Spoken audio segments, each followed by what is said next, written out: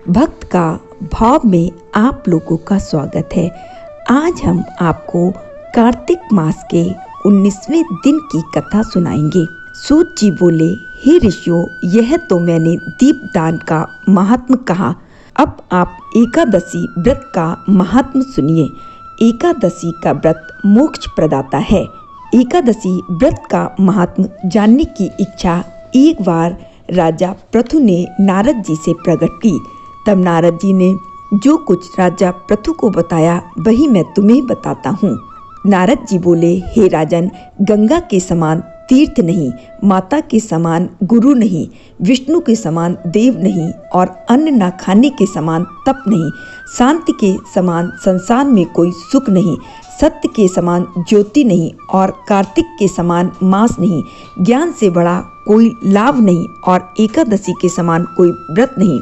व्रत करने वाले को चाहिए कि प्रातः काल उठकर भगवान का पूजन करें, पुराणों की कथा सुने और रात्रि को जागरण करें। अब आप इस संबंध में एक प्राचीन कथा सुनिए। हे राजन, नर्मदा नदी के तट पर गालव ऋषि का एक बड़ा ही शोभा युक्त और मनोरम आश्रम था। उनका पुत्र भद्रशील भगवान विष्णु का परम भक्त था। भद्रशील अपने मित्रों के साथ भगवान की मूर्ति बनाकर उनकी पूजा किया करता था। उसके मित्र भी भगवान की पूजा करते। तत्पश्चात वह उन्हें उपदेश देता था कि वे एकादशी का व्रत भी करें। अपने पुत्र के उस चरित्र को देखकर एक बार गालव ऋषि ने उससे स्नेहपूर्वक पूछा, हे पुत्र, तुम हर समय भगवान विष्णु की पूजा अर्चना में लगे रहते हो तथा दूसरों को भी प्रेरित करते हो, यह उपदेश तुम्हें किसने दिया? यह सुनकर भद्रशील ने पिता को नमन किया और श्रद्धा युक्त होकर यह वचन कहे, हे पिताश्री, मैं आपको अपने पूर्व जन्म का वृत्तांत कहता हूँ। अपने पूर्व जन्म में मैं चंद्रवंश में धर्मकीर्ति नामक राजा था। मैंने दत्तात्रेय जी से शिक्षा दीक्षा ली थी। उस जन्म में मैंने 1000 वर्षों तक शासन किया, किंतु जीवन के उत्तरार्ध में दुर्भाग्यवश मैं बुरी संगत में पड़ गया।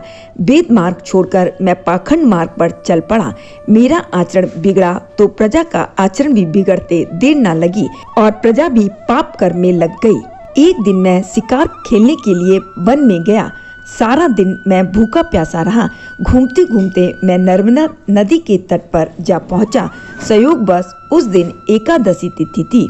वहां अनेक वैष्णव भक्त भगवान का कीर्तन कर रहे थे। मैं भूखा प्यासा वहां पड़ा। रात भर उनका कीर्तन सुनता रहा, क्योंकि भूख के कारण नींद नहीं आ रही थी। प्रातः होने पर इधर उनका कीर्तन समाप्त हुआ, उधर मेरे प्राण निकल गए। यमदूत मुझे लेकर चित्रगुप्त के पास पहुंचे। चित्रगुप्त ने कहा कि मैंने बहुत से पाप किए, किंतु एकादशी के व्रत के बाद चूंकि मेरे प्राण निकले, इस कारण मैं सभी व्रतों से मुक्त हो गया। इस कारण मैं सभी पापों से मुक्त हो गया। यह सुनते ही स्वयं यमराज ने मुझे प्रणाम किया। फिर अपने दूतों को बताया कि एकादशी का व्रत करते हुए जिसके प्राण निकले वह स्वर्ग का अधिकारी होता है। जो कोई अनजाने में भी एकादशी का व्रत करता है, उसके सभी पाप नष्ट हो जाते हैं। इसके बाद हे पिताश्री, मुझे एक सुंदर विमान में बैठकर स्वर्ग भेज दिया गया।